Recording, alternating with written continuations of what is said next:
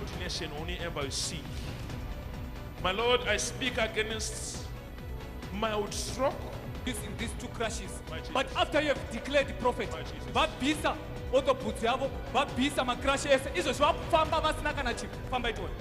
Famba itu. It's a miracle for 1 year. 1 year. My Jesus. Amen. Muribana pere. Muribana pere mimi. Waziri Mkuu Kassim Majaliwa amefanya ziara ya ghafla kwenye kitengo cha upimaji mafuta bandarini oil flowmeters na ukuta zimejaa kutu baada ya kutelekezwa kwa miaka zaidi ya 5. Pia alitembelea mita za kupimia mafuta zinazoendelea kujengwa Kigamboni. Waziri Mkuu amempa saa 4 tu mtendaji mkuu wa wakala wa vipimo nchini WMA Bi Magdalena Chua aandike barua kujieleza ni kwa nini aliamua kufunga mita hizo zisitumike kwa zaidi ya miaka 5 iliyopita, na amletee barua hiyo ofisini kwake ifikapo saa 11 leo jioni. Akiwa kurasini, waziri mkuu alielezwa na Bibi Chua kwamba mita hizo zilianza kufanyiwa ukarabati jana na leo asubuhi moja imekamilika, ambayo ni ya kupokelea mafuta ya petroli. Ya diesel ilikuwa inafunguliwa na mafundi na kukutwa imejaa kutu sababu ya kutotumika kwa muda mrefu. Nimewataka bandari waniambie kwa nini tumepoteza mapato kwa miaka 5. Kwenda wao utaniandikia saa 11 niletee barua yako ya kuniambia kwa nini ulichukua hatua ile na hatua zote ulizozipitia za kufunga zile mashine zisifanye kazi. Halafu kwenye barua yako niambie kwa nini mashine imeanza kufanya kazi jana wakati mimi nakuja. Kama miaka 5 ilikuwa haifanyi kazi na jana, halafu unasema uliandikiwa message tu na hujasema message amekuandikia nani. Na huo sio taratibu wa ofisi.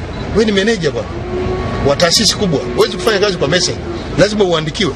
Sasa tunaambia message alikutumia nani kwa maandishi, ili nijiridhishe kwamba mfumo wa utendaji kazi serikalini lazima uwe systematic, na tuhitaji mtu mmoja kufanya maamuzi yake alafu akaathiri taifa. Sasa tunakosa hela nyingi kwa miaka 5.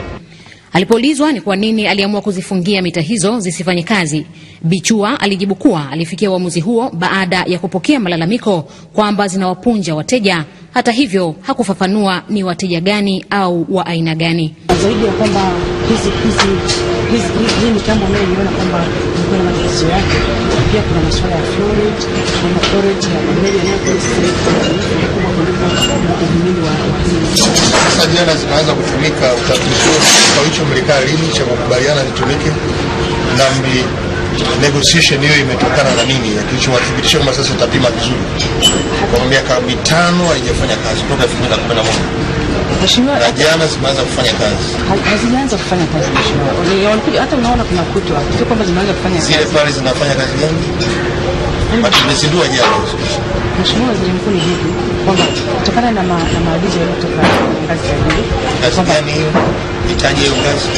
Mimi nilitumia message ambayo ilikuwa imetoka kwa Mheshimiwa Waziri wa Nishati Profesa Mbenga kwamba yametoka maelekezo kwamba within 24 hours kilomita zianze kufanya kazi.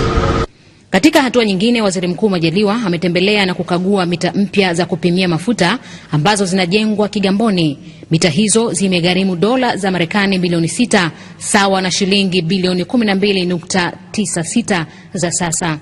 Vilevile, Waziri Mkuu alitembelea sehemu ya kuchukulia mafuta yanayotoka bandarini TPA iliyoko Kigamboni na kukagua mitambo ya kusambazia mafuta kwenye matenki ya mafuta ya kampuni ya Tipa yaliyoko Kigamboni yanayomilikiwa kwa ubia baina ya serikali na kampuni ya Oryx Energies. Katika hatua hiyo ilibainika kuwa kampuni ya Tipa imejiunganisha bomba la moja kwa moja kutoka kwenye bomba kubwa la mafuta linalotoka bandarini, hali iliyomlazimu Waziri Mkuu kuagiza kwamba bomba hilo litolewe kwenye maungio hayo ndani ya mwezi mmoja. Waziri Mkuu pia alimtaka msajili wa hazina Bwana Lawrence Mafuru awasiliane na mwanasheria mkuu ili waangalie upya mkataba wa umiliki wa matenki hayo uwe chini ya serikali kwa 100% ili mafuta yanayoagizwa na wakala wa uagizaji mafuta kwa pamoja yaweze kuhifadhiwa huko. Kutoka Dar es Salaam, Kisa Mwepiana, Channel 10.